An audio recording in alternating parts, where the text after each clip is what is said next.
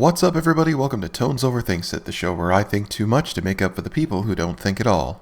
Today we're going to be taking a look at a sovereign citizen who no doubtedly failed at the traffic stop and now gets a second chance to fail all over again in the courtroom. This video comes courtesy of Old Squishy Gardner, who never fails to find the very best in courtroom shenanigans. If you're not already subscribed, head over to his channel and show your support. Links in the description. Now, without further ado, let's dive right into the stupid. What is your name, please? My name is Kimash Myrick. Special appearance today. Oh, a bull artist. This is 25. I'm sorry. We'll open up the breakout room. You're going to have a chance to speak with Attorney Gagnick before the arraignment. And you'll see on your screen an invitation to join a breakout room. And we're going to go to breakout room 2. So when you see the invitation to join, please join. Magistrate, Mr. Myrick declined counsel. Okay. I'll just have him acknowledge on the record, and then I'll let you take it from there. We've got Mr. Myrick coming back. We'll close the room. I get the impression that he may be filing a special appearance on behalf of a sovereign citizen. Look, I'm all for attorney-client privilege, but I would love to hear the conversation between the Sovcit and this attorney because you could tell he is beyond done with him. Okay, we've got Mr. Myrick back. This is 25-00183. People of the City of Berkeley versus Kamash Daku Myrick. Magistrate, I'm just going to acknowledge my presence for the record. Patrick Gagnick. I'm here as appointed counsel on behalf of the arraignment docket this morning. I did speak to Mr. Myrick in private. I did explain to him he does have the right to counsel. I explained to him, obviously, that right. He's indicated to me unequivocally that he does not want counsel. Mr. Myrick, is that a fair statement? That is a fair statement. So with that said, I'm here and present, but with that, I believe Mr. Myrick will address the court on his own behalf. Mr. Myrick, you have the right to decline counsel. You also have the right to change your mind. If you do, just notify the court. Yes, sir. You've been charged in this citation that was issued on the 22nd day of January at about 5:58 in the morning with driving in the city of Berkeley on Henley near Franklin Street while your license to do so was suspended. Driving on a suspended license is a crime for which you could be incarcerated up to 93 days and or fined $500. You have a right to a trial. Trial can be before a judge or a jury. You can act as your own attorney or you can be represented by counsel. If you cannot afford to retain your own attorney, an attorney can be appointed for you. You'd have the right to confront and cross-examine the witnesses against you. You'd have the right to testify yourself or not to testify. In the event that you choose not to testify, your silence cannot be used against you. You have the right to be presumed innocent until you're proven guilty beyond a reasonable doubt. Everybody got that? Now, those of us who have functioning brains, I'm sure, can all agree that while our system of justice is not entirely perfect, everything the judges described shows that it is built on the basis of protecting the rights of the accused. You are guaranteed competent legal representation at your request, the prosecution has the burden of proof and must present all of the evidence, and you as the defendant have every right to challenge the credibility of that evidence. Needless to say, the system that we have ensures that every defendant has a fair, free fighting chance. And yet, somehow, in the minds of sovereign citizens, that's not good enough. And the system that they think they should have or even believe exists somehow is more complicated and difficult for everyone involved, especially themselves. Fortunately, as we're about to see, this judge is going to have none of it. The court's going to enter a plea of not guilty on your behalf. No, sir. I don't even understand the charges here. The charge is driving a car on the streets of the city of Berkeley while you're not licensed. You're suspended. That's the allegation. Well, I totally understand, and I would love to plead, Your Honor. But before I have some questions on the record, before moving forward and concerning the subject matter of the jurisdiction and the nature and cause of the action that's brought against me. The nature of the cause brought against you is a criminal charge Okay. alleging that you were operating a motor vehicle on the streets of the city of Berkeley while your driver's license was suspended by the Michigan Secretary of State. That is the nature of the charges brought against you. Thank you, Your Honor. For the record, are you saying that these are criminal charges? Yeah. Okay, Your Honor. Further, that brings a little bit more confusion for me because under the Constitution, there are two criminal jurisdictions. One is under the common law, and the other one is under admiralty, and that's a military tribunal venue. And under Article 1, Section 8, Clause 17, which one of these criminal jurisdictions am I being brought on charges under? Wrong! Look, at this point, this is pretty much a given, but what the heck, I might as well repeat it for the 10,000th time. The Constitution does not only establish those two jurisdictions. What the Constitution does have is Article 3, Section 1, which establishes the Supreme Court and permits Congress to establish the lower courts. Then there's Article 3, Section 2, which establishes the jurisdiction. And then, of course, there is the 10th Amendment, which confirms states have the authority to create their own laws and the courts to enforce them, as established in their own state constitutions. Oh, and in case you're wondering, Article 1, Section 8, Clause 17 allows Congress to purchase land from the states to convert to federal property, which basically allowed Congress to establish Washington, D.C. as the seat of government, as well as establishing military bases. So unless the federal government is intent on parking a nuclear submarine up your ass, this citation has zero relevance to your case. Mr. Myrick, your perception as to the nature of the Constitution and its implications is grossly distorted. You're not dealing with reality. Objection, Your Honor. You can object all day long, but the bottom line is that what you are alleged with doing is a crime, and you are facing criminal prosecution here with a potential jail sentence of 93 days.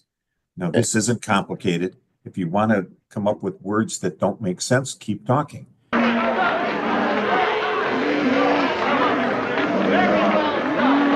But the bottom line is that there's no correlation with what's going on here and admiralty law whatsoever.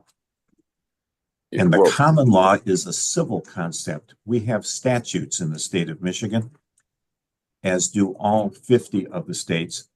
The federal courts have statutes, and common law is a civil thing. There's no common law crimes. Exactly. So you've ruled out the common law, Your Honor. So the other criminal jurisdiction that I can be brought in charges under is under admiralty, and that is a military tribunal. There is no basis in law or fact for the conclusion that you stated, sir.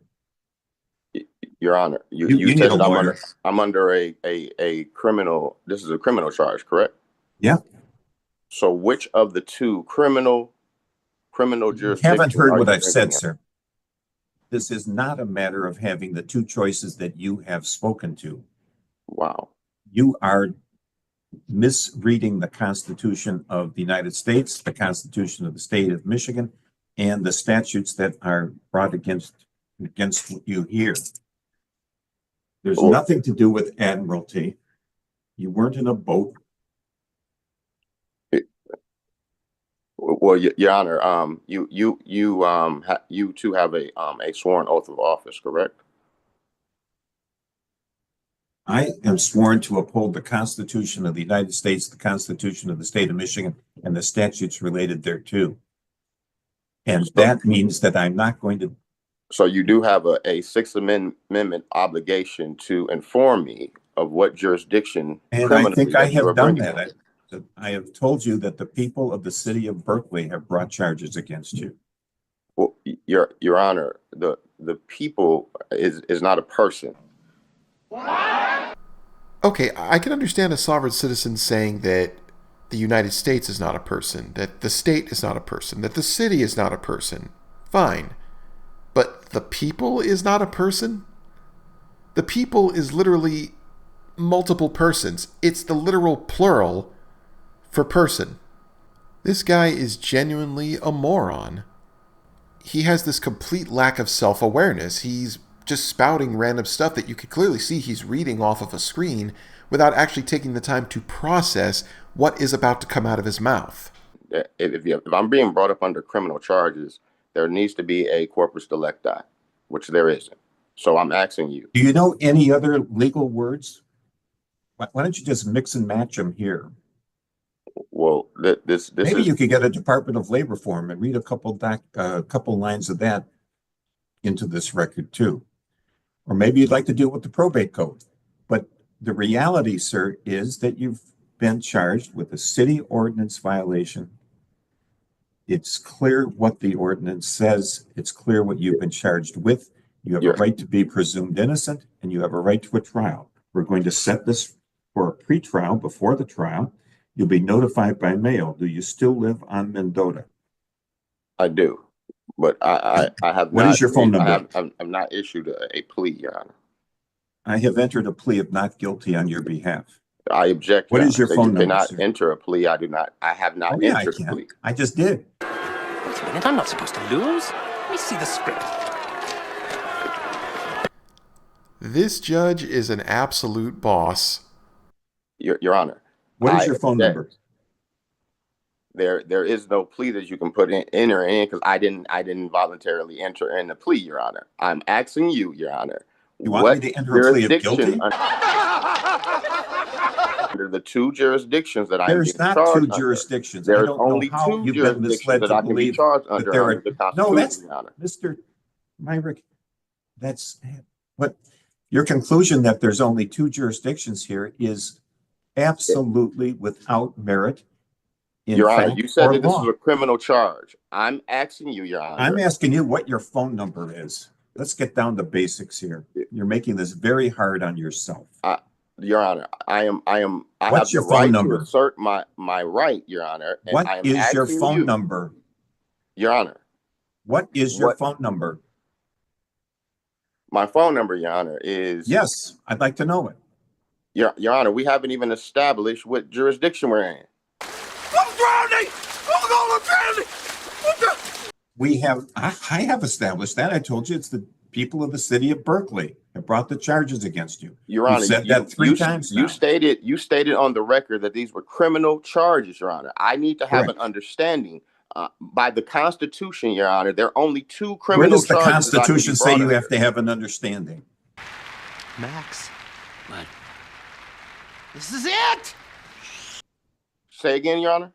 Where does the Constitution say you have to have an understanding? By the Sixth Amendment, Your Honor. The Sixth Amendment says you have to the right understand. The Sixth Amendment can't make you understand if you're being unreasonable.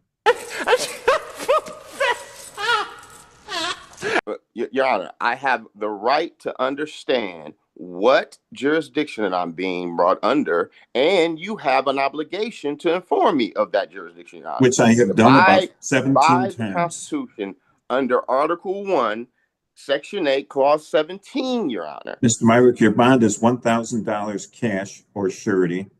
It must be paid within 48 hours or there'll be a warrant issued for your arrest. Your Honor. That's done. We're through. Good luck. Your Honor. Get your own lawyer. Your Honor, you have not given me a jurisdiction, Your Honor. I've given you a jurisdiction 4 times. I'm not going to waste any more time. Your Honor, I think you there was a disconnection or something. No, I disconnected you. If you want to continue, come to the courthouse, sir.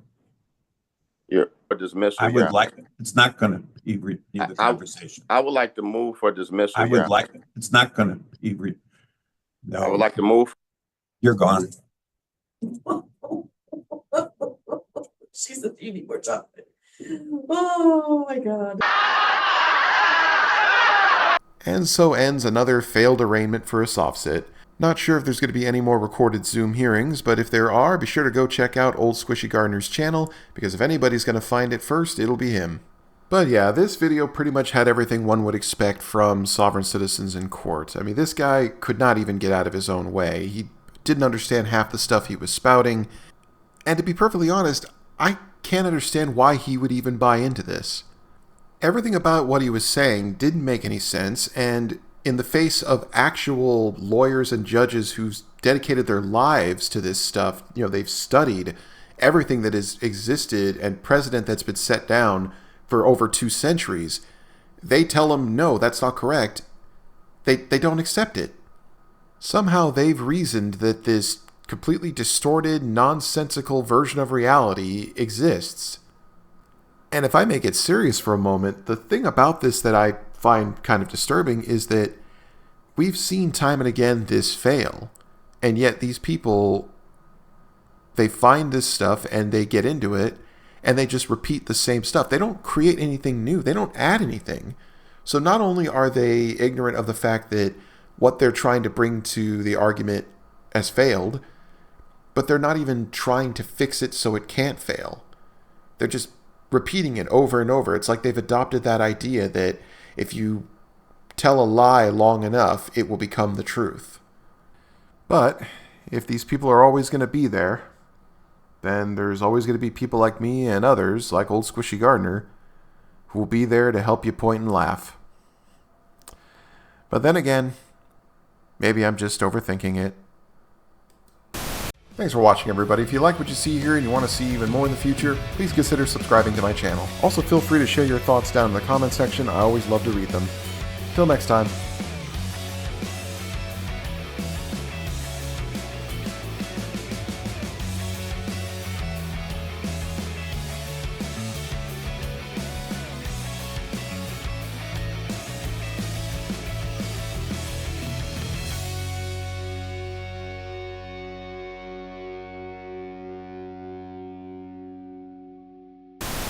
Your Honor, the people is not a person. You are a pathetic, broken-minded little bum.